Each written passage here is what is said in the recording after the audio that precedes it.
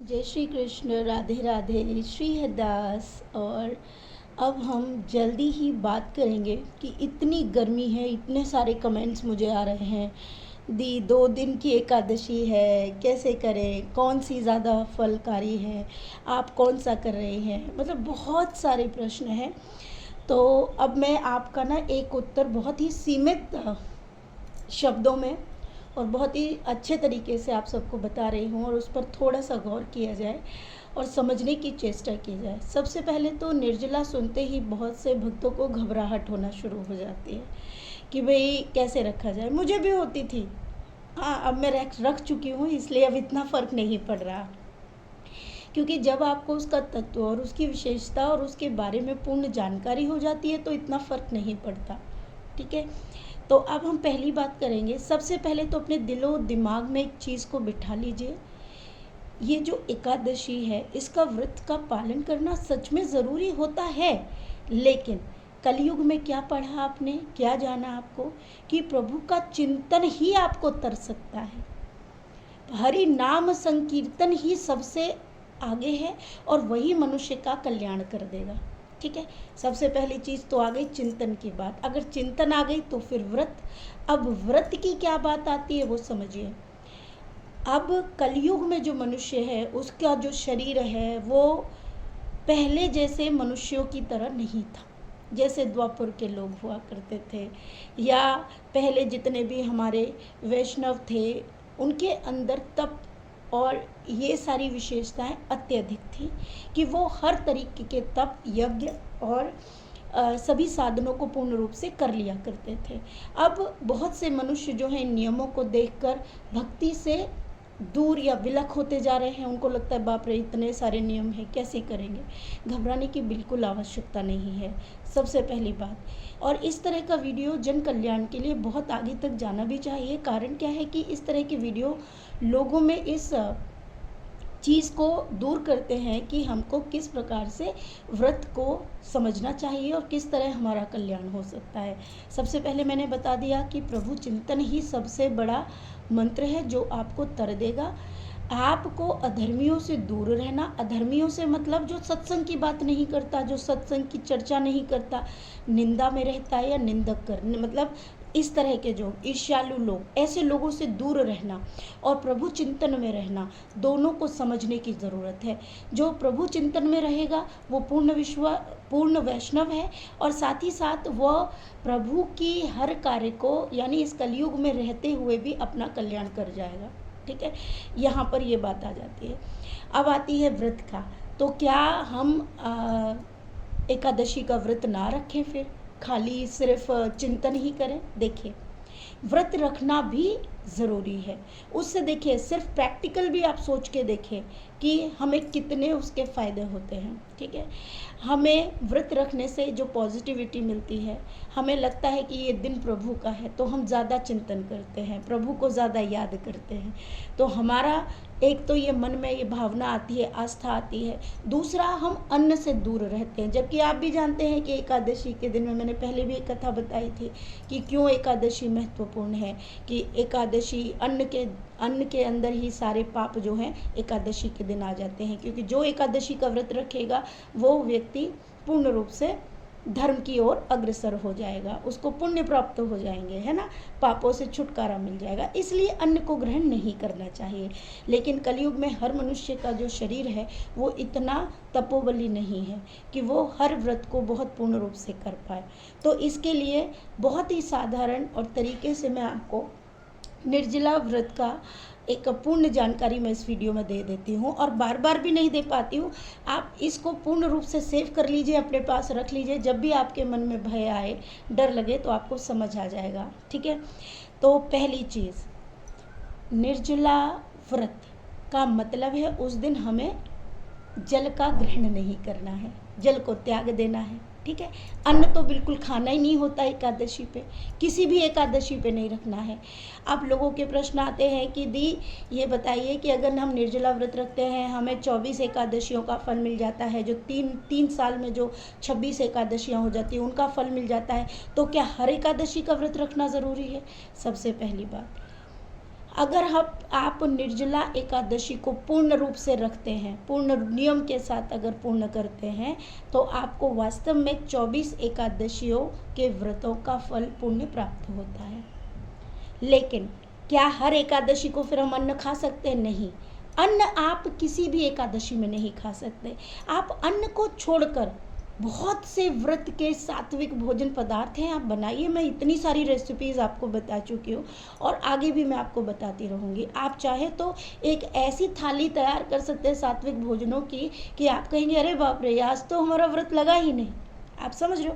मन के अंदर से इस भ्रांति को हटा देना है कि हमने भाई बड़ा तप कर दिया। तप नहीं किया है, इस मन को बिठाई कि आज हम पूर्ण रूप से प्रभु का चिंतन करने वाले हैं। ठीक है, ये बात हो गई यहाँ पे क्लियर कि निर्जला व्रत रखना चाहिए। तो बाकी एकादशियों को क्या करना चाहिए? बाकी एकादशियों को भी हमें कभी भी अन्न का ग्रहण नहीं करना चाहिए और कोशिश ये करनी चाहिए कि हम एक वक्त फलाहार करके हर एकादशी के व्रत को पूर्ण करें।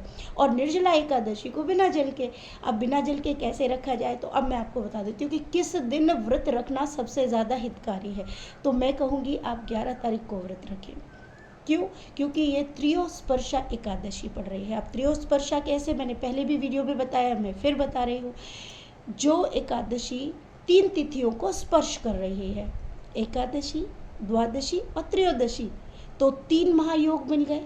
तीनों महायोग का फल हर प्राणी को, मनुष्य को मात्र को इसका फल प्राप्त होगा। इसलिए स्पर्शा एकादशी 11 की है, तो आप 11 को ही अपने व्रत को पूर्ण निर्जला व्रत रखें। ठीक है, अब निर्जला कैसे रखें, अब वो समय अवधि भी मैं बता दे रही हूँ। 11 तारीख को आप सबसे पहले तो 10 तारीख को शाम को 7:18 से पहले, यानी कि सूर्यास्त से पहले आप जो भी आप भोग प्रसादी लेना चाहते हो, बिना अन्न की या अन्न की भी अगर आप लेते हैं तो भी चलेगा। ठीक है, आप 10 तारीख को 7:18 से पहले आप जो भी आपको खाना है सूर्यास्त से पहले आप खा लीजिए। ये हो गई 10 तारीख के बाद।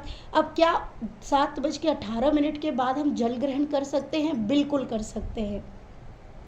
आप 11 तारीख, यानी 11 तारीख को आपको एकादशी का व्रत है और आपकी एकादशी जो है आप 5:23 तक जल ग्रहण कर सकते हैं। 5:23 सुबह मॉर्निंग के, उसके बाद आप जल ग्रहण नहीं कर सकते।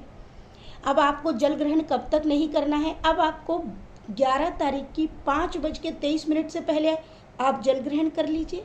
अब 12 तारीख को 5:22 तक आप जल ग्रहण नहीं कर सकते, आपको जल का त्याग करना पड़ेगा। अन्न तो है ही नहीं, इसलिए अन्न की बात नहीं कर रहे। ठीक है, 5:23 11 तारीख, 12 तारीख की 5:22 के बाद आप 10:15 के बीच में कभी भी आप जल ग्रहण कर सकते हैं, यानी अपने व्रत का पारण कर सकते हैं। अब आपको पारण समय और विधि भी प्राप्त हो गई, पता चल गई कब से कब तक आप जल नहीं, तो बताइए, आप आराम से जल बिना इस व्रत को रख सकते हैं। अब आती है बात की दी हमारे शरीर में बड़ी तकलीफ है, हम पूरा दिन तो भी नहीं रह पा रहे। आपने सुबह तक भी जल ग्रहण किया 5:23 तक, अब उसके बाद आप जल ग्रहण करना चाहते हैं और आपको बहुत प्रॉब्लम हो रही है, तो मैं आपको एक बहुत सुंदर विधि बता रही हूँ। ये देखिए, ये हाथ की हथेली है, ऐसे हम गाय के कान के बराबर इस तरह से ओक बनाते हैं। इस ओक में आप जल ले सकते हैं, जैसे चरणामृत लेते हैं, ऐसे ओक बनाकर अगर आप निर्जला व्रत वाले दिन इस तरह से ओक बनाकर इतना जल अगर ले लेते हैं निर्जला व्रत में भी, तो भी आपका व्रत पूर्ण माना जाएगा। ठीक है, ये बात उन लोगों के लिए है जिन्हें वास्तव में बहुत अधिक परेशानी हो रही है और जो व्रत रख रहे हैं, उन्होंने पूरा प्रयास किया है लेकिन फिर भी कहीं ना कहीं कुछ प्रॉब्लम हो रही है, तो इतना करके अपने व्रत को पूर्ण कर सकते हैं, आपका व्रत पूर्ण रहेगा। ये पूर्ण रूप से बहुत ही सूक्ष्म मैंने जानकारी, और कितनी सारी चीज़ें जानने के बाद आप तक ये इन्फॉर्मेशन मैंने पहुंचाई है। आप इतना करके अपने व्रत को पूर्ण कर सकते हैं। ये सारी जानकारी सिर्फ आपके लिए है और आप इस तरह से अपने निर्जला व्रत को पूर्ण करिए।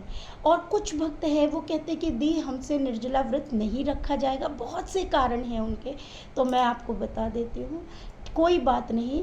अगर आपको लगता है, क्योंकि मन में ये भाव पहले नहीं आना चाहिए कि हम जो है ऐसे व्रत नहीं रख पा रहे हैं, बहुत ये हो रहा है, ये भाव मन में नहीं आना चाहिए।